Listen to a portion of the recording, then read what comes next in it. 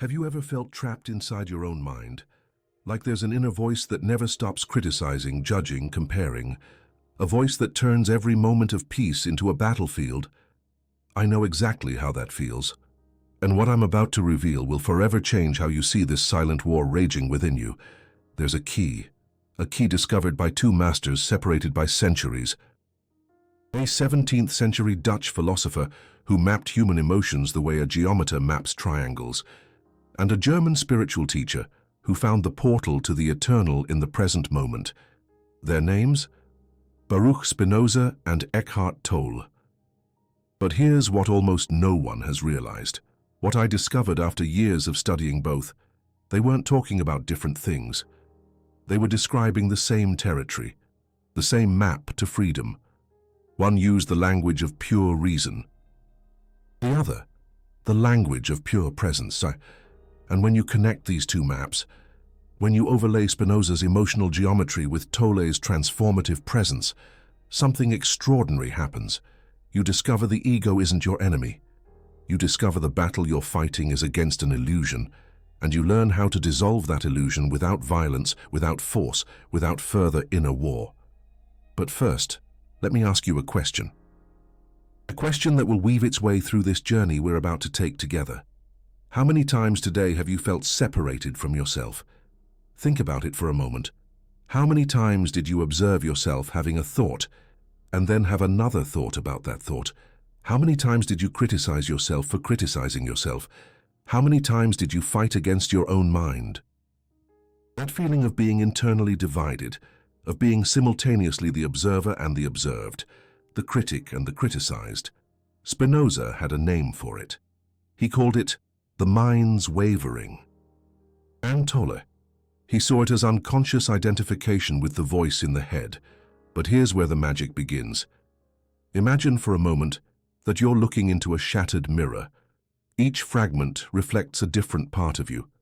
One part shows your anger, another your sadness, a third your fears, and you've spent your entire life trying to put the pieces together, trying to create a coherent image of who you are.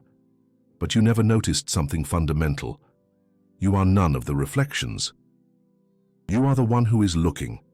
This was the silent revolution Spinoza initiated in the 17th century, in an era where Europe was torn apart by religious wars, where fear dominated the human mind.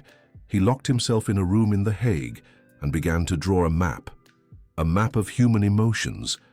But it wasn't an ordinary map. It was a geometric map. He wanted to understand human passions with the same precision that Euclid understood triangles, and what he discovered will shock you.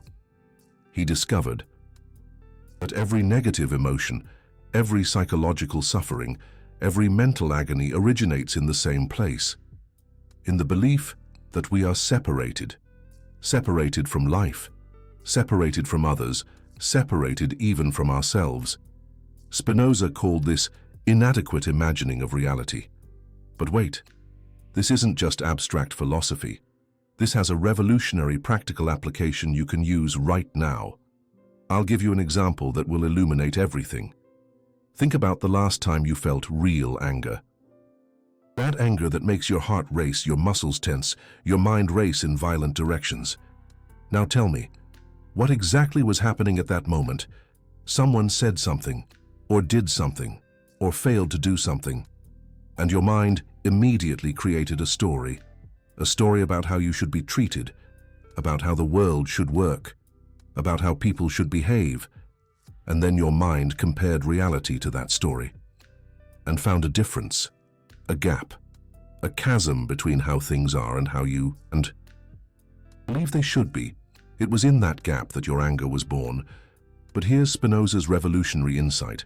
That gap, it doesn't exist in reality. It only exists in your imagination, in your inadequate imagining of how life works. And when you realize that, when you truly understand this at a cellular level, something fundamental changes. You stop fighting against reality.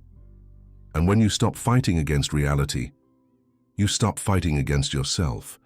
But let me tell you a story that will show how this works in practice. There was a man in Amsterdam, living in the 17th century, His family expelled him from the community because of his radical ideas. Christians rejected him. Jews excommunicated him. He was completely alone. That man was Spinoza. And do you know what he did? Instead of becoming bitter, instead of becoming cynical, he did something extraordinary. He used his solitude as a laboratory. He transformed his isolation into illumination. He realized that his pain didn't come from the rejection of others. It came from his need for approval. It didn't come from abandonment. It came from his attachment to the idea of belonging. And then he made a discovery that changed everything. He realized that when you stop resisting what is, when you stop fighting against reality, you discover something surprising. You discover that you are reality itself, not a separate part fighting against the whole, but the whole itself expressing itself through a unique form. This is what Spinoza called intellectual love of God, not a personal, distant, judging God, but God as the totality of existence. And you are not separate from that totality. You are that totality knowing itself through your eyes. Do you feel how different this resonates? How this changes everything? Because when you realize you're not separate from life, you stop fighting against it. And when you stop fighting against life, you stop fighting against your thoughts, your emotions, your circumstances. But perhaps you're thinking, this is too abstract. How do I apply this in my daily life? How do I deal with that voice in my head that never stops tormenting me? And this is exactly where Eckhart Tolle enters the story. Because 300 years after Spinoza, on a dark night in London, a young German man sitting on a park bench had the same realization, only in a completely different way. Tolle didn't get there through the geometry of emotions. He got there through total collapse, through a depression so deep that he reached the absolute limit of human suffering, and it was at that limit that something extraordinary happened. He found himself observing his own suicidal thoughts, and in that moment of pure observation, he had an insight that changed his life forever. He realized that if he could observe his thoughts, then he couldn't be his thoughts. If he could witness his depression, then he couldn't be his depression. If he could see his mind in action, then he was something larger than his mind. This was the gateway to what Tolle calls presence, the same state Spinoza described as intellectual love of God. Only Tolle found a more direct path, a simpler, more accessible path. And here's the connection that will transform your understanding. Spinoza mapped the territory of liberation through reason. Tolle discovered the direct portal through presence. But they were talking about the same thing, the same fundamental transformation, the discovery that you are not the voice in your head. You are the one who hears the voice. Now, let me show you how this works in practice, how you can use this understanding to dissolve the tyranny of the ego once and for all. First thing you need to understand, the ego is not an entity. It's a process. It's like a whirlpool in the water. It seems solid. It seems to have its own existence. But it's just movement. It's just energy organizing itself into temporary patterns. And what's the fuel of this process? What's the energy that keeps the whirlpool spinning? Your identification with it. Every time you believe you are your thoughts, you feed the ego. Every time you take your emotions as absolute truths about who you are, you strengthen the illusion of separation. But here's the secret that Spinoza and Tolle discovered. You don't need to fight the ego. You just need to stop identifying with it. And how do you do that? Through what Tolle calls the gap between thoughts. The space of pure awareness that exists before the next thought is born. And here's where Spinoza's wisdom becomes crucial. Because Spinoza taught us that every negative emotion is based on an inadequate idea, on a distorted understanding of reality. And when you replace an inadequate idea with an adequate idea, the negative emotion naturally dissolves. Not through suppression, not through denial, but through understanding. Let me give you a practical example. Imagine you're feeling anxiety. Anxiety about the future, about your finances and about your relationships, about your health. The traditional approach would be to try to control the anxiety, to take deep breaths, think positive, distract the mind. But the Spinoza Tolle approach is completely different. First, you recognize that you're feeling anxiety. You don't deny it, judge it, resist it. You simply recognize, anxiety is here. Then you investigate the idea behind the anxiety. And you'll always find the same thing, a mental projection onto a future that doesn't yet exist, a story about something terrible that might happen, and then you apply Spinoza's wisdom. You recognize that this projection is an inadequate idea, because the future you're imagining is just that, imagination. It's not reality. And here Tolle comes in. Instead of trying to control the anxiety or force positive thoughts, you simply return to the present, to the only moment that really exists. And in the present, you discover something surprising. There is no anxiety. There's only life happening. There's only consciousness being consciousness. Anxiety only exists when you leave the now and enter the fantastical world of psychological time. But let me tell you something even deeper. As you practice this presence, as you become familiar with the space of awareness that you truly are, something extraordinary begins to happen. You begin to realize that not only are you not your thoughts, you're not even the thinker of thoughts. Thoughts simply happen, like clouds in the sky, like waves in the ocean. They arise and disappear in the vastness of your consciousness.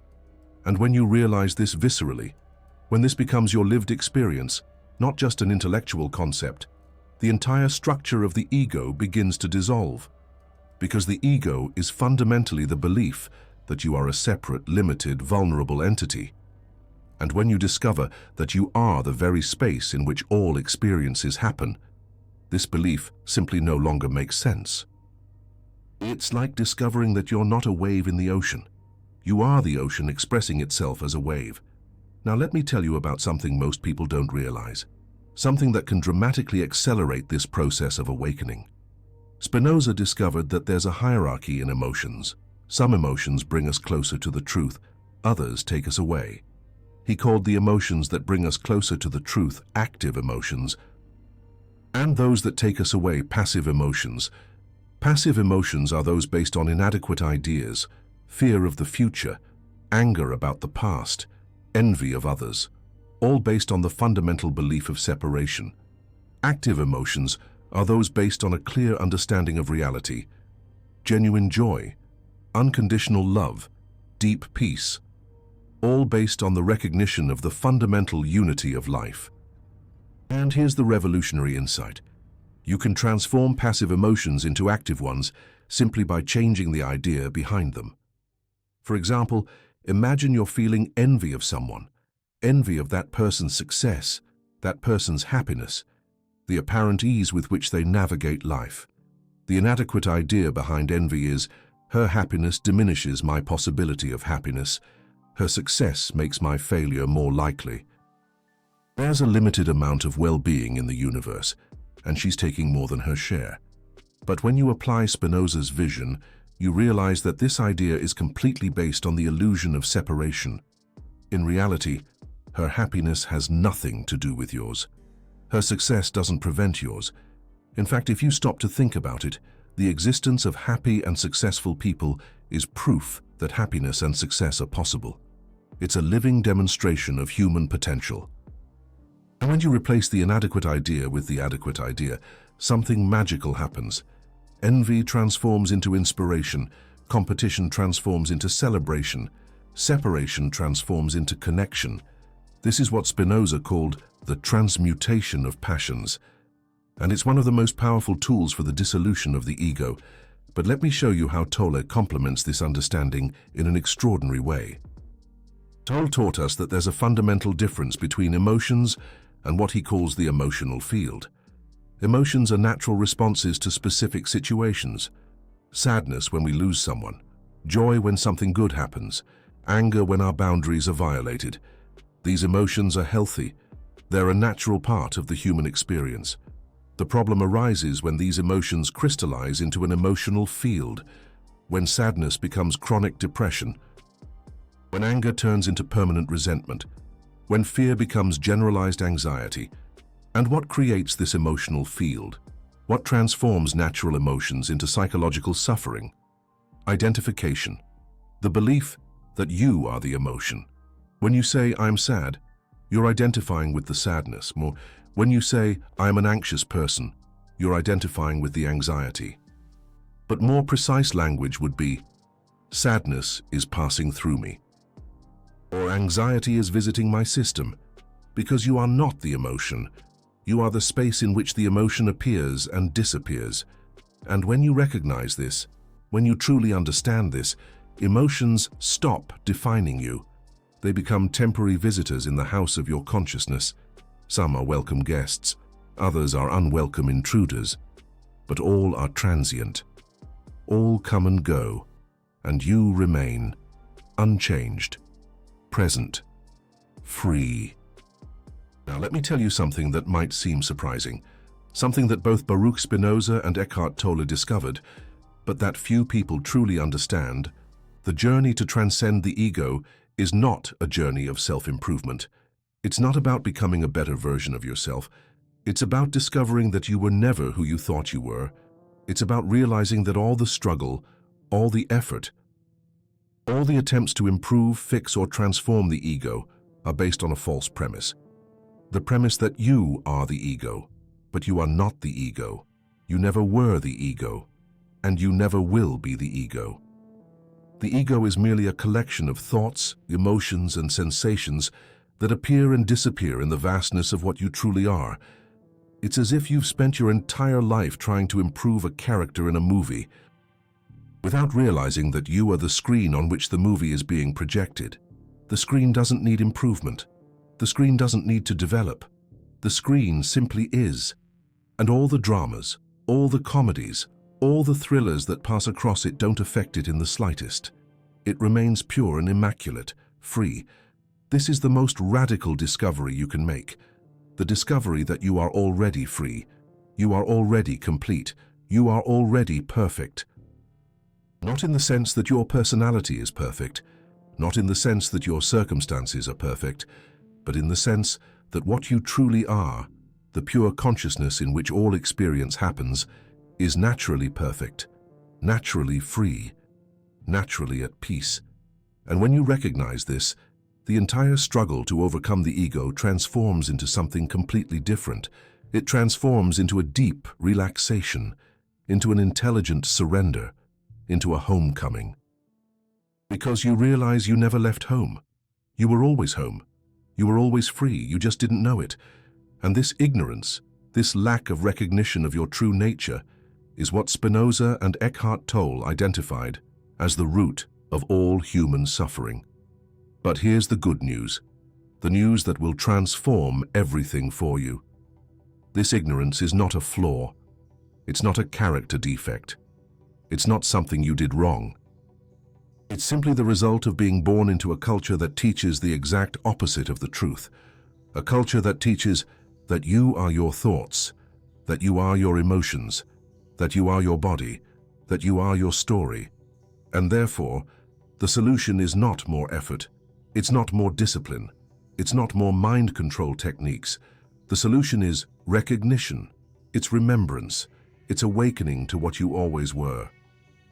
Both Spinoza and Eckhart Tolle developed practical, tangible methods that you can use today to facilitate this recognition.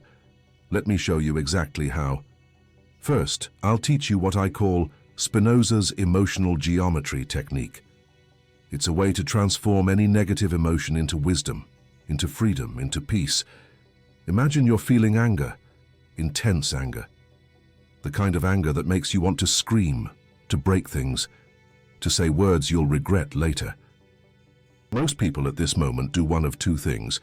They either express the anger destructively, or they suppress it and pretend they're not feeling anything. Both approaches strengthen the ego. Both keep you prisoner of the illusion of separation. But Spinoza offers a third way, a way he called the path of liberating reason. Here's what you do. First step, pause and recognize. Anger is present. Not "I am angry," but anger is present. This simple change in language already begins to create distance between you and the emotion. Second step, Investigate the idea behind the anger. There's always an idea. There's always a belief about how things should be. Find that belief. Be specific. Be honest. Third step. Ask yourself, is this idea based on reality or on my imagination? Is it based on what really happened or on my interpretation of what happened? Fourth step. Replace the inadequate idea with the adequate idea. Instead of "he shouldn't have done that to me," recognize he did what he did based on his limited understanding of reality. This has nothing to do with me personally. Fifth step. Feel the transformation. Feel how the anger naturally dissolves when you remove the conceptual fuel that was feeding it. This is Spinoza's emotional alchemy, and it works for any negative emotion: fear, sadness, envy, guilt, shame. They all dissolve when you identify and correct the inadequate idea behind them. But let me tell you something even more powerful. Eckhart Tolle discovered a shortcut, a method that can sometimes produce the same result in a matter of seconds. He called it the practice of radical presence, and it works like this. The moment you realize you're being overwhelmed by a negative emotion, by a mental whirlwind, by an internal storm, you do one very simple thing. You completely stop resisting. You stop trying to control the experience. You stop trying to change what you're feeling. You stop fighting against what's happening. And instead, you surrender completely to the present moment. Not to the content of the present moment, but to the present moment itself. You feel your feet on the ground. You feel the air entering and leaving your lungs. You feel the temperature of your skin. You listen to the sounds around you. You anchor your attention in the realm of the senses, in the realm of what is tangible, concrete, immediate. And then you do something even more radical. You welcome whatever emotion is present. You invite it to stay. You say, "Anger, you're welcome here, and stay as long as you need, and I'm not going to try to push you away." And you know what happens when you do that. The emotion dissolves, not through resistance, not through control, but through complete acceptance, because the only thing that keeps a negative emotion alive is your resistance to it. When you stop resisting, when you allow it to be exactly as it is, it fulfills its natural purpose and departs. It's like trying to hold a handful of sand. The harder you squeeze, the more sand slips through your fingers. But when you relax your hand, the sand simply rests in your palm. But here's where it gets really interesting. When you combine the intellectual precision of Spinoza with the practical simplicity of Eckhart Tolle, when you utilize both understanding and presence, something extraordinary happens. You develop what I call double vision of freedom. You are able to simultaneously understand why an emotion is present and allow it to be exactly as it is. You can see through the conceptual illusion and rest in present reality. And this creates a freedom that is both intellectual and visceral, both rational and intuitive, both understandable and inexplicable.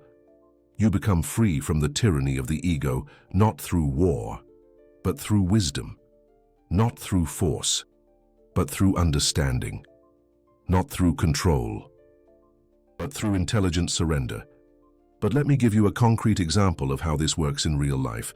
Imagine you're going through a relationship breakup. A painful breakup, the kind of separation that makes you question everything about yourself, about love, about life. Your mind is creating 1,000 stories. If I had done this differently, if I were more like this, maybe, if I said that, how am I going to live without this person? Every thought is a stab. Every memory is torture. You're being torn apart internally, and then you remember Spinoza. You remember Eckhart Tolle. You remember there's a different way to navigate this. First, you apply Spinoza's emotional geometry. You investigate the ideas behind the pain, and you discover things like, "I need this person to be happy. Without them, I am incomplete. Love is scarce, and I missed my chance. I am not worthy of being loved." All inadequate ideas, all based on the fundamental illusion of separation. And then you replace them with adequate ideas. My happiness does not depend on any external person.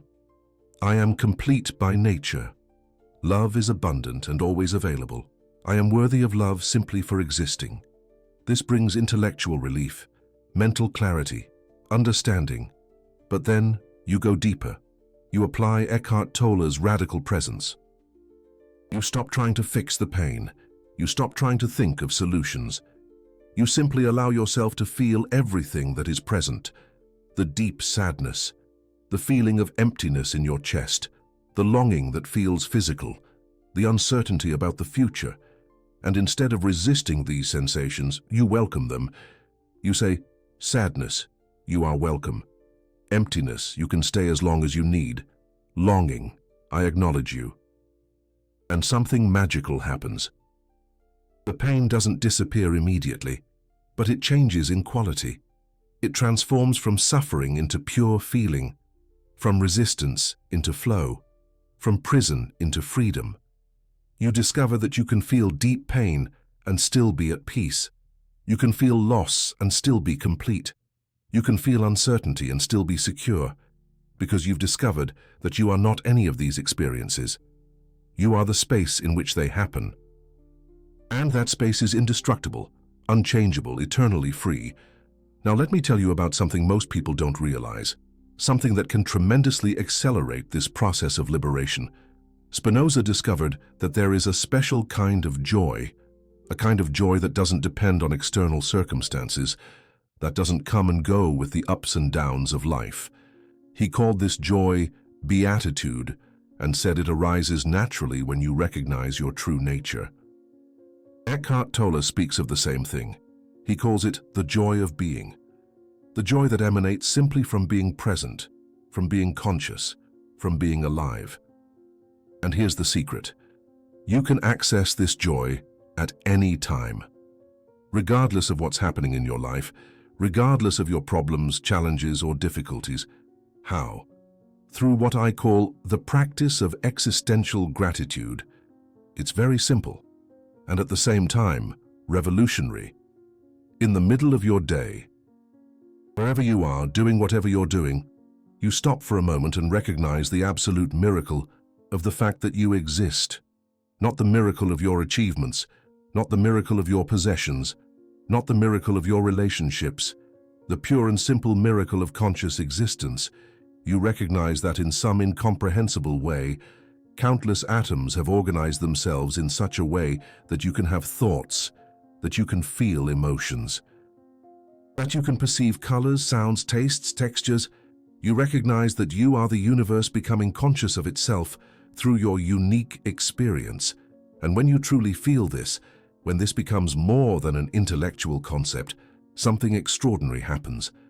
A wave of gratitude arises naturally, not gratitude for something specific, but existential gratitude. Gratitude for the simple fact of being.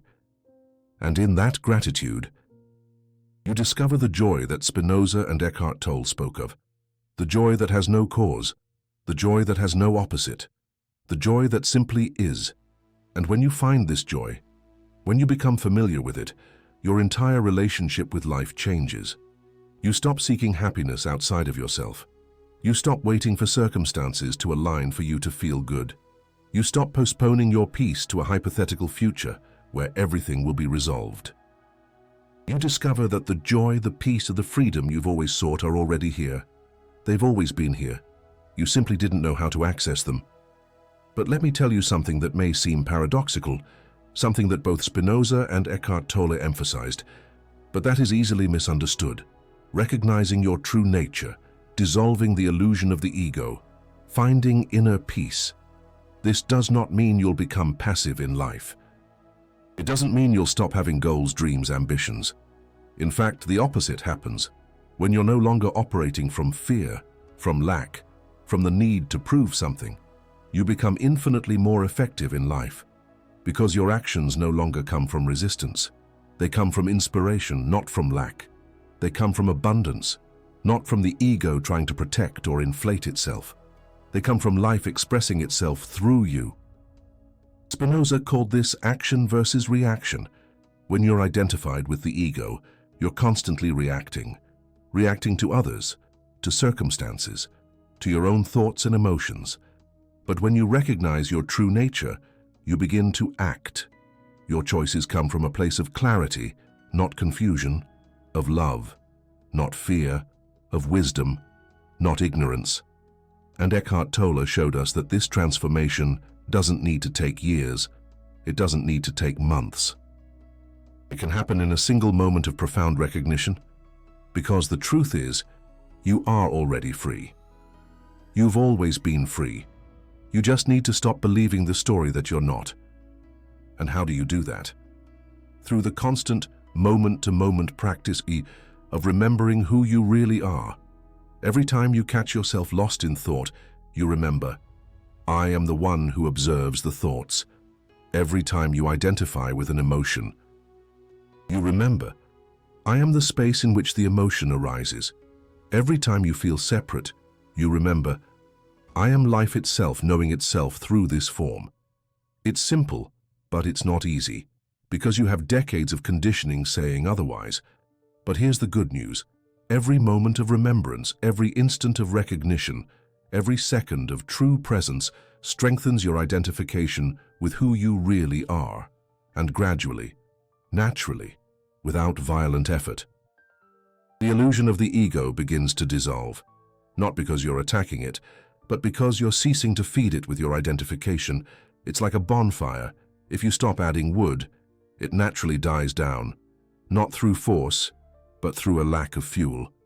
And when the bonfire of the ego dies down, what remains? What has always been there? What has never been touched by drama, pain, or confusion? Your true nature, pure consciousness, peace without cause, love without object, freedom without limits.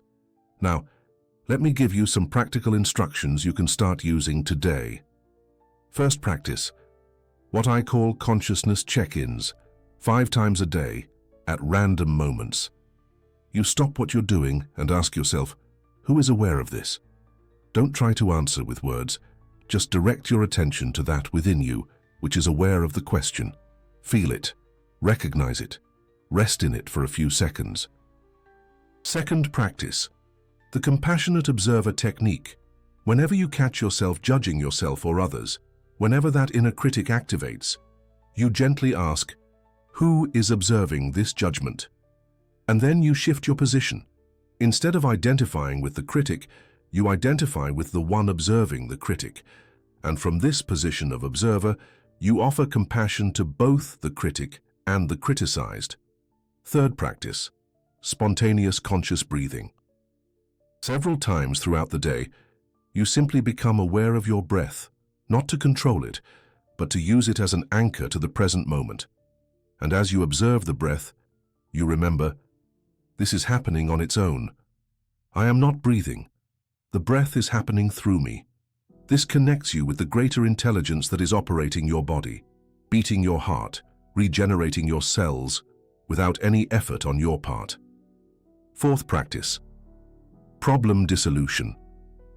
Whenever you find yourself obsessively thinking about a problem, you stop and ask yourself, in this exact moment, without thinking about the past or the future, is there any problem? Invariably, you'll discover that in the pure present moment, without the stories of the mind, there is no problem, only life happening. And fifth practice, the most powerful of all, unconditional love for all that arises, whatever experience is present, joy or sorrow, clarity or confusion, peace or agitation. You receive it with unconditional love, not because you like it, but because you recognize that it is an expression of life, and you are life itself knowing itself through that experience. When you unconditionally love all that arises in your consciousness, you stop resisting life. And when you stop resisting life, you discover that you are life itself. This is the silent revolution that Spinoza and Eckhart Tolle initiated, and that you can continue now. Because in the end, overcoming the ego isn't about getting rid of something. It's about recognizing that there was never anything to get rid of. The ego was always just a mirage, a trick of light on the road of consciousness. And when you see through the mirage, when you recognize that it was never real, you laugh. You laugh at the simplicity of the truth. You laugh at having taken so long to perceive something so obvious. You were never the ego. You were always free. You were always peace. You were always love. The only thing that has changed is that now you know. And this knowing, this remembrance, this homecoming to who you always were. This is what Spinoza called eternal beatitude, and Eckhart Tolle called the power of now. It's the most revolutionary discovery a human being can make, because it's not really a discovery. It's a remembrance. A remembrance that you were never lost, never broken, never separate. You were always home. You were always free. You were always complete. And now, finally, you know. Feel this penetrate every cell of your body. Let this truth settle not only in your mind but in your heart, in your soul, in your total presence. You are free. You have always been free. And now you have the map, from both Spinoza and Eckhart Tolle, to never forget it again. The ego may still visit occasionally. Old patterns may still arise, but you will no longer be deceived by them. You will know that they are merely clouds passing across the infinite sky of your consciousness, and you will remain as the sky, vast, open, unperturbed, eternally free. This is your true nature. This is who you really are. This is your birthright as a conscious being. Welcome home.